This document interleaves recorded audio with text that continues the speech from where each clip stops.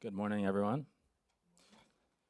I'll be talking today about some of the research I've been doing at the Ethereum Foundation on basically how we can anticipate and unblock systemically important use cases, and then specifically on the use case I've been focused on this year, which is decentralized commerce.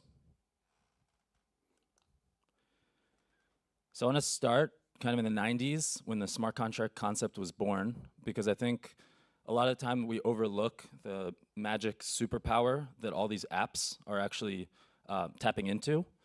And a lot of the time it's easy to get caught up in the constructs that have developed, over the last 10 years of Ethereum, NFTs, tokens, DAOs, and really these abstractions that make us forget the kind of fundamentals of what a smart contract is. And how many people here actually read like Szabo's early blog posts on smart contracts? Okay, a few. Yeah, I definitely think this should be required reading, like in addition to the Bitcoin white paper for anyone who works in the space, because the way in which it was thought about back then was, I think, quite different and interesting from what it is today. So kind of Szabo talked about smart contracts as these automatons, similar to like a vending machine or a point of sale terminal that you can interact with, and then the deterministic outputs that you're going to get. They have these baked-in rules that don't change for how you interact with them.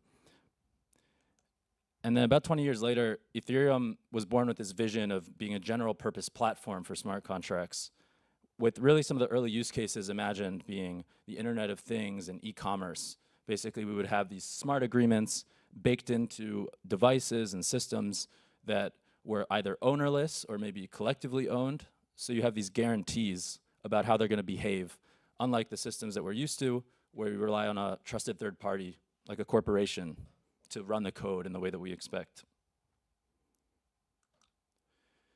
Yeah, and so, okay, some formatting issues, but a couple of years later, 10 years later, we can see kind of where we've gotten so far and how close we are to realizing this vision, and also where we might have been off the mark in the early imaginings of what smart contracts will enable.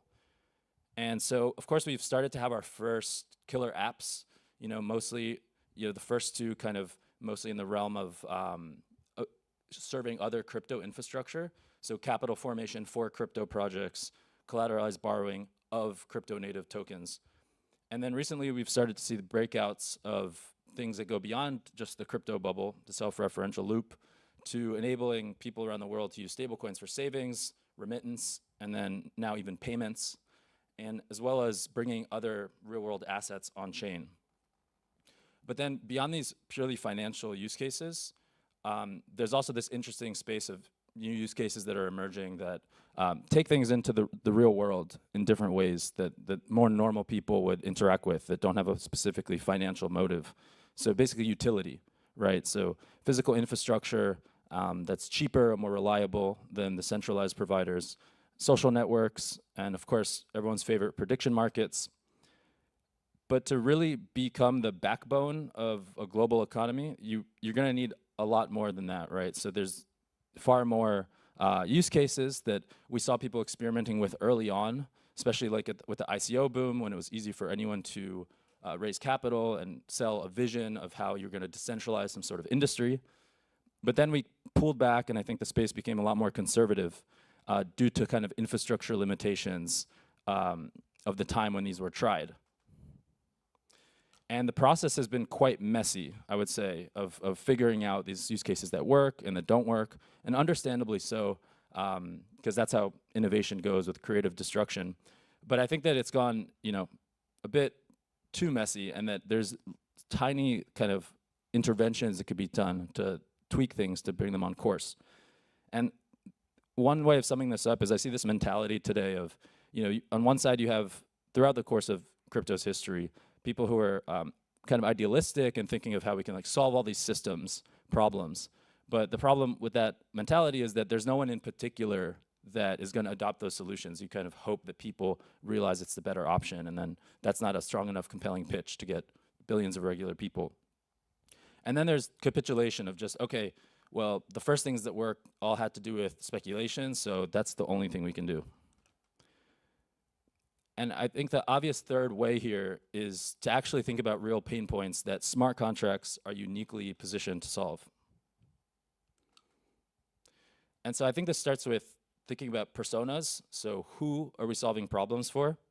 And this is just super high level. But then within this, different geographies, different industries, to understand like the problems of these different parties and how could a smart contract help, a citizen with their involvement in the government or their community, an entrepreneur who's trying to sell goods and services, or startups, small, medium enterprises, maybe their financing issues, but also their business processes, the coordination problems in these different industries. And it helps to zoom out and think about the world economy, right? Not just the kind of sort of random industries that crypto has started to penetrate, but this broader world that has been affected by so many previous waves of technology, and kind of taking it seriously of how can we actually build solutions for these different industries. And so you have all of them over time gradually uptaking software, and then the internet, and now AI. And I think many people have given up on actually building smart contract solutions for real industries and thinking about smart contracts as a solution and a new paradigm that can be embedded into different facets of the world economy, rather than what it's become today, which is largely like a different sector. It's the crypto industry is its own sector, it's its own community. But I really think this is the wrong way of looking at it. And basically now I think is an important time to reopen that box of the enthusiasm and the excitement of the early potential, because a lot of the pieces that were missing then have come into place. So on the left, we have the parts that people already knew from the early days that we would need, right? We need to scale. We've done so through L2s and now the L1 and L2 interop. Account abstraction and smart accounts make it way easier to onboard regular people. On and off ramps have proliferated, and specifically, we have newer on and off ramps that are more composable with the rest of smart contracts. So, for example, an IBAN account that gets filled up like a European bank account when you send a stablecoin to it. We have brought real-world data on-chain, and privacy tech has been advancing a lot in the past 2 years. And then we also had regulatory clarity starting to happen in Europe, the US, and many other places. That makes it a lot less scary to build these different kinds of pieces for real-world industries. In the meantime, we've also had the emergence of these new superpowers that we can layer into smart contracts to help them touch the world in more impactful ways. For example, AI agents, you can bring like immense amounts of data processing, subjectivity, human judgment, machine judgment into smart contracts in a cheap and scalable way. We have open social graphs that can create basically new forms of trust and reputation that you can't have with purely pseudonymous systems where everyone's an atomic individual. Also with that, you have the emergence of mini apps as a distribution channel for new applications that use smart contracts. zk-TLS is also a new way of basically bringing information from the real world on-chain, specifically web proofs. And so you can prove that a server of some application like Airbnb, let's say, says that you're a superhost and claim kind of an on-chain identifier or rewards based on that. And more broadly, programmable cryptography is giving us all these new gadgets that we can integrate with smart contracts to have privacy-preserving mechanisms that give you something more powerful than smart contracts, which can be quite limited, right? And in addition to just basic regulatory clarity, there's also these new sandboxes and zones of experimentation where you can actually get support of local economies in rolling out these systems. And lastly, L2s present like a compelling path for organizations, for institutions, enterprises, governments to come on-chain in a way that's plugged into the global on-chain economy, but with more customizability. And so quickly we'll go through some techniques that we've been using to think about this design space of use cases that could have been or will be, but have not yet kind of manifested. So first, idea mazes. This is this idea from biology, the path that a startup goes through as they're trying to figure out what it is that their product market fit is. So you start with an idea, and of course that's not where you end up. You go through all these twists and turns, dead ends, you avoid traps that other companies have fallen into. And basically, we need to think more in this way as an ecosystem about where smart contracts fit into the world, and then also for particular individual use cases, and thinking specifically about what was tried maybe 5 years ago, 8 years ago that failed, but that we now have a solution in place to overcome. This is from Foresight Institute, the concept of dependency graphs, where you can understand the relations between different sectors. This is a space tech tree. And so you have different problems within space tech, and you can understand how the different dependencies interconnect. This is zooming in on one particular problem area, which is debris mitigation. So you can see the capabilities that are blocked by different challenges, and then technologies that are needed, that can be anticipated, that come into place to open those up. And this effectively serves as a helpful tool for coordinating actors, whether it's researchers, startups, funding organizations, investors, to know where things need to go to have the gigantic outcomes that people envision. And then we can use different kinds of techniques like rice scoring to basically see the potential for these different use cases and the timing considerations of when these are ready. And then we can start to take steps on a use case by use case basis to envision the future that we understand for that use case, and then work backwards to understand the blockers that are still in place that we can take steps, interventions to remove and to unlock new use cases that people have thought about for years but have been held back.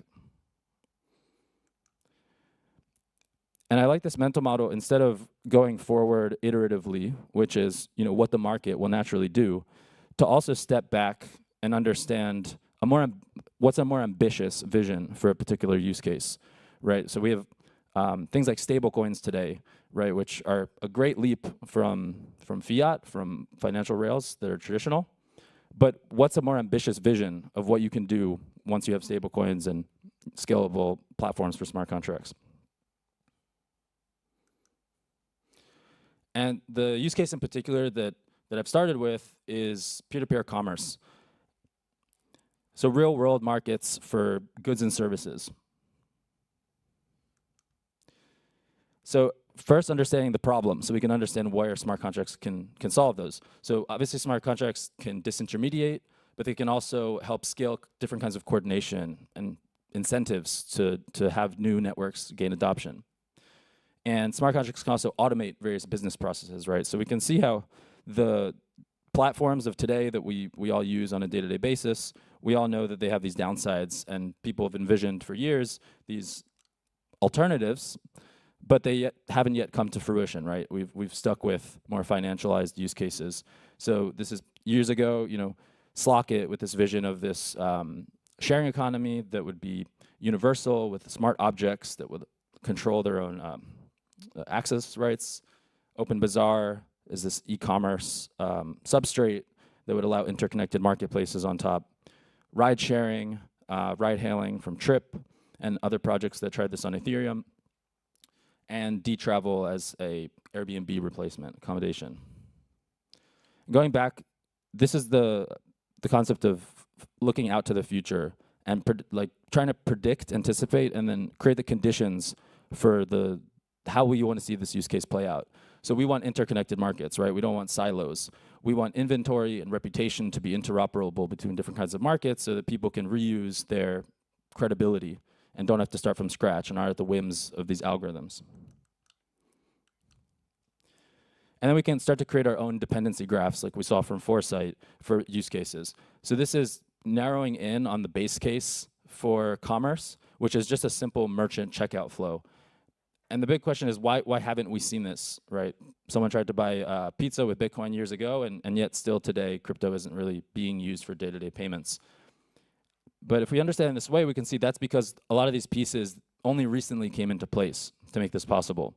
So you need on and off ramps that are integrated into people's regular financial flows. You need regulatory clarity so that those can operate without fear of being shut down or debanked. And when these pieces come together, when you have stablecoins everywhere, you have easy wallet UX, then it's time to kind of actually put the pieces together, have an escrow that handles the kind of flows that you need for merchant payments. It's just a few weeks ago, we saw this with Shopify and Coinbase releasing their commerce payments protocol that takes the basic flow of escrow for purchasing a good or service from a merchant online and builds it into smart contracts. So this can reduce issues with that Shopify has as a payment processor, basically reducing their cost, reducing the chance of something going wrong, because they're outsourcing to Ethereum the process of validating that all the steps are being taken. And then the superpower you have on top of this is because it's an open protocol, because they're smart contracts, now other systems can tap into the same flow. And obviously with Shopify, you can't, right? It's a black box. And then we can zoom out to a more ambitious picture of what it would look like to do the entire peer-to-peer commerce flow through on-chain and adjacent technologies. So once we have merchant payments, you need other pieces of the stack to enable people to discover one another, for listings to happen, and for inventory to be matched. You need arbitration and different risk management solutions if something goes wrong. So insurance and just dispute refunds. And identity and credentials, reputation for understanding who you're interacting with, and then having a feedback loop that updates that. And so while this is definitely a bit further off than merchant payments, which we see are accelerating, we can start to see the other enabling technologies and institutional changes that are going to enable this. So the ones kind of highlighted here about identity and credentials, so specifically the combination of privacy tech, letting us now do selective disclosure so that you can build reputation algorithms on top of people's revealed credentials. You can use social graphs to build those reputation algorithms. And like we said earlier about zk-TLS, you can pull in people's history from Upwork or from Airbnb or Uber or eBay or anywhere to then bootstrap solve the cold start problem of having a network effect around the reputation data. And then social graphs also give us this new substrate and mini apps where we can distribute the apps. We can already have integrated wallets and social graphs that these different apps tap into. And this makes it a lot easier to go from 0 to 1 with marketplace applications, as we see with these examples like Slice, which is for purchasing goods, so kind of like a fully on-chain Shopify, and labor markets like Icebreaker, which also serves as a professional market, a professional network, but then uses zk-TLS to import information from LinkedIn verifiably, and the social graph of Farcaster. And not only can this help with reputation, but then this also can serve as the way that listings and discovery happens as well. Other examples built on Farcaster of marketplaces, both for labor and Farcaster Marketplace, which is an experiment through a Farcaster channel to build a Facebook marketplace type experience. And with agents, they can help with a lot of different parts of the commercial life cycle. So you can imagine client side, I can have my agent running to figure out what goods and services I need, right? If they're being hosted in a decentralized way, let's say through Farcaster posts, then you want to have a robust discovery engine because you don't have a platform in the middle that's algorithmically figuring out, who should interact with who. The process of pricing, negotiation, reaching an agreement, all this can happen off-chain and then be resolved on-chain. As an example from Virtual's Agent Commerce Protocol. And then payments, right? So agents can also help with actually affecting the payment. So making the payment happen through APIs that are optimized for agents so that you don't need to fill in credit card information or even like if it's an on-chain solution that's fully on-chain, maybe the shipping information, your agent already knows where the goods should go. And then you can give the agent rules, more examples, that give the agent limits on how much it can spend on your behalf. And lately, we start to see new protocols that are kind of bringing a lot of these new pieces together to realize that original vision of peer-to-peer commerce. And so I talked to a lot of these projects, many others that we saw with the primitives, to see how we can help with bridging the missing gaps. For example, we collaborated with an artist, Tessa, to build a installation at ETH Dublin recently that enables people to basically build an attestation graph so that transactions that you do, in this case offline, can then be represented online and build a network effect and essentially a reviews and rating system. And this is a piece that a lot of these different marketplaces aren't thinking about yet, but we anticipate it's going to be a blocker, right? Because, for example, with eBay, it only took off in '97 once they added the review system. And so I think we're still before that point. And this is just my call for participants. So if you want to engage in any way on use case exploration, specifically pitching new use cases that haven't gotten enough attention, that we can collaborate on bridging the gaps, taking steps to realize them, and then looking across use cases to see the keystone blockers that are intersecting between many different use cases, and basic technical and institutional steps that can be taken to unlock them. Thank you.